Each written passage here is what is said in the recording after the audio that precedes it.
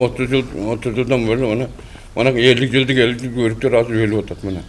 Öldü de mana kuruğa. Абдимиталип Баймуратов Тажикстан менен чектеш турган Баткен районунун Самаркандек айылынын тургуну. Анын айтымында айылда көп жылдан бери суу маселеси оор болуп, жергиликтүү эл дыйканчылык кылмак турсун, сууну аз талап кылган бак дарактары да куурап баштаган. Суу маселеси оор болгондуктан чек арадагы айылда жашоо жыл өткөн сайын кыйындап келүүдө.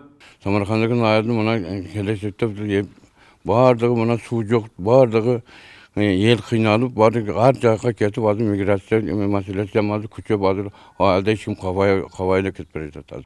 Mana gördüğün je pomidorga basın, je savcıga basın, je başkanı kıla basın, je karşıka yok. Azı karşıkalar vardı, 60-70 ton çıkıp ketip. Şu meselelerde eğer de su bolsa, yepti özlerden bagat eledi. Баткен облусуна берилген өзгөчө макамдын алкагында чек арадагы айылдарды өнүктүрүүгө бөлүнгөн каражаттан Самаркандек айылындагы суу маселесин чечүү максатында өткөн жылы 5 тике суу кудуктары казылган. Натыйжада жаз, жай мезгилинде суу тартыштыгы аз да болсо жеңилдегенин айыл өкмөттөн билдирди.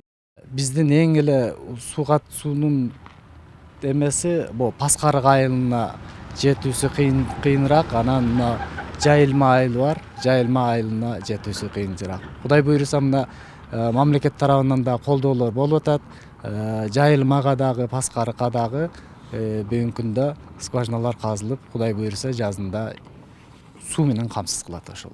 Баткен райондук суу чарба башкармалыгы берген маалыматка ылайык, Самаркандек айылына дарыядан сыйымдуулугу 1 куб болгон канал аркылуу суу берилет. Бирок жыл өткөн сайын калктын саны өсүп, каналдагы суугат мезгилде жетпей калууда. Ошондой эле эл ички чарбалык арыктарды тазалап, суунун жоготуусун азайтуусу керек дейт суу чарба адиси.